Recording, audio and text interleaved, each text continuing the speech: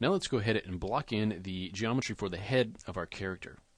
So here I've just got a blank Maya scene, and you can see that I've dropped a few the tools that I'm going to be using up here on a shelf, a new shelf that I've created. So if you want to do that yourself, you can go ahead and the little triangle here and create a new shelf.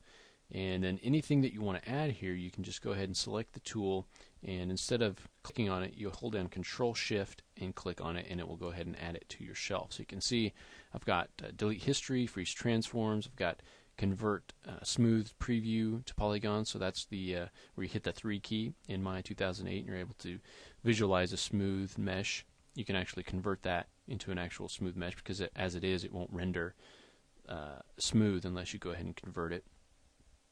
You can I also got split polygon tool, which I use a lot, the insert edge loop, okay, and delete edge vertex, so that'll delete the edges along with the vertices that are associated with them. I've got the select border edge and also select contiguous edges. So as we go, if we find some of the tools that we're going to be using more and more, we can just go ahead and drop them on our shelf. You're also able to do that as well, or you can go ahead and use your traditional workflow, whatever it is that you like to do. Alright, so let's go ahead and start by blocking in. I'm going to go ahead and drop a head in here. And now, since this head is going to be a round shape, you might be tempted to want to start with a sphere, but I found that working with the geometry of a cube is going to give us a little bit better result.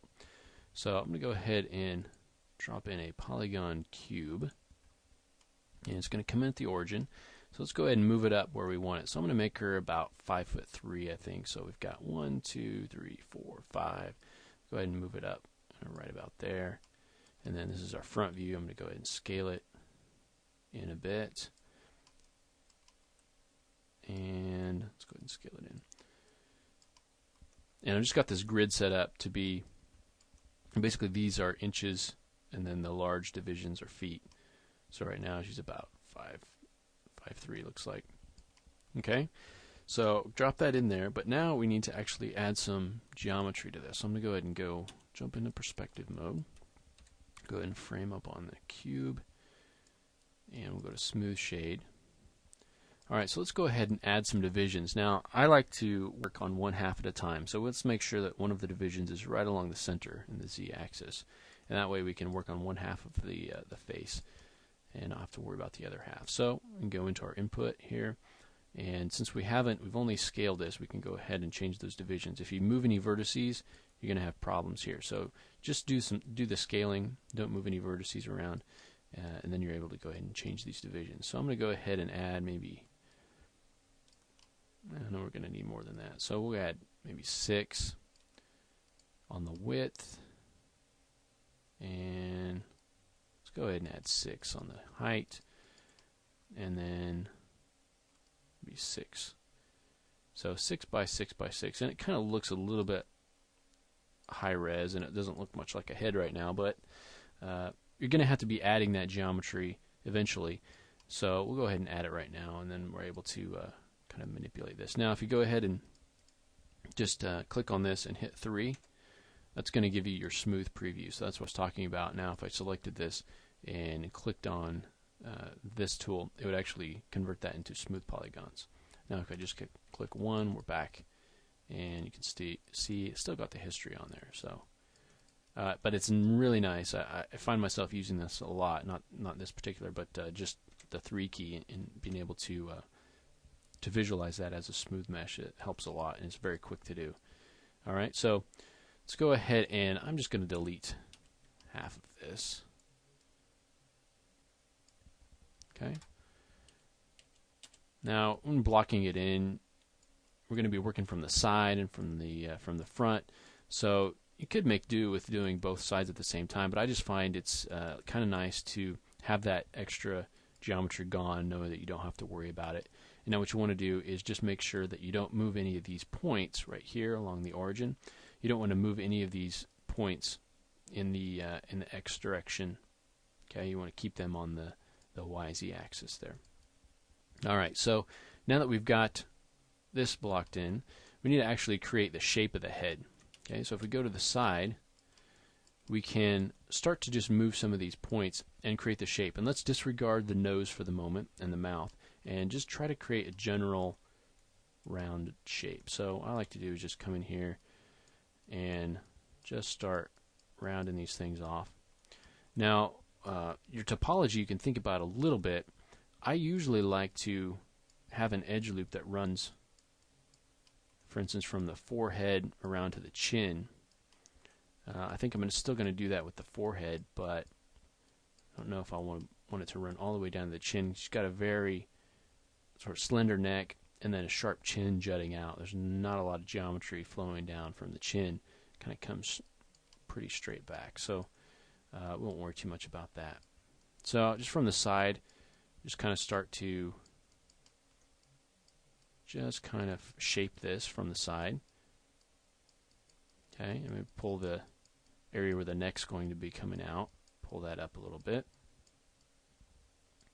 Okay.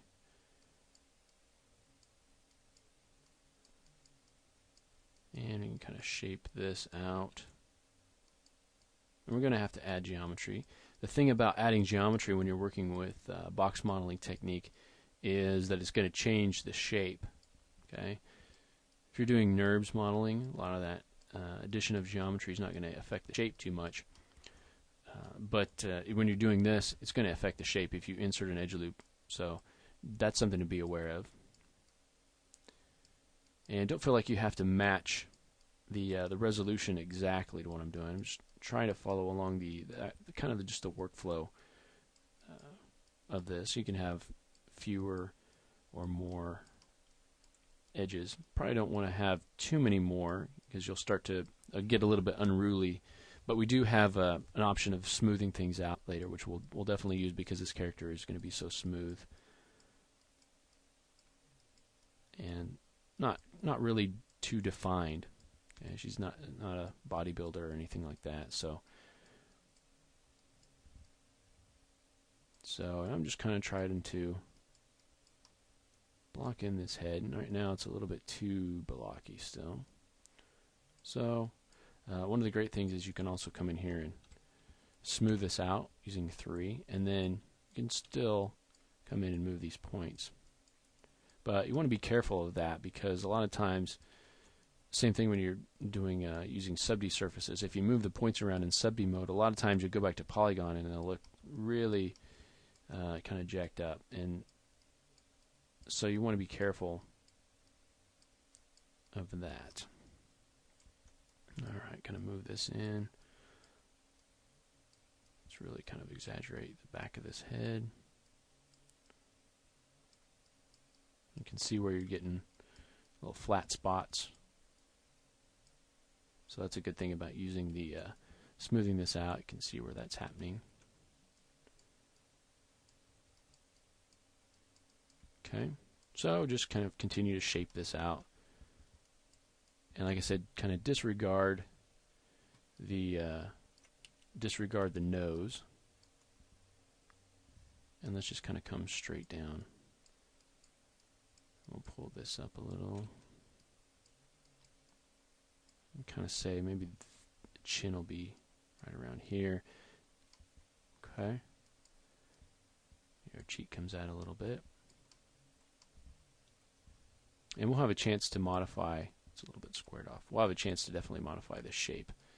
But we just want to kind of block things in. Now, it might look okay. We still have some work to do here, but it might look okay from the side view. But now if we go and look at the front, you can see, wow, that's really square. So what we want to do is kind of grab some of these points here, kind of along these corners, and start to move these in.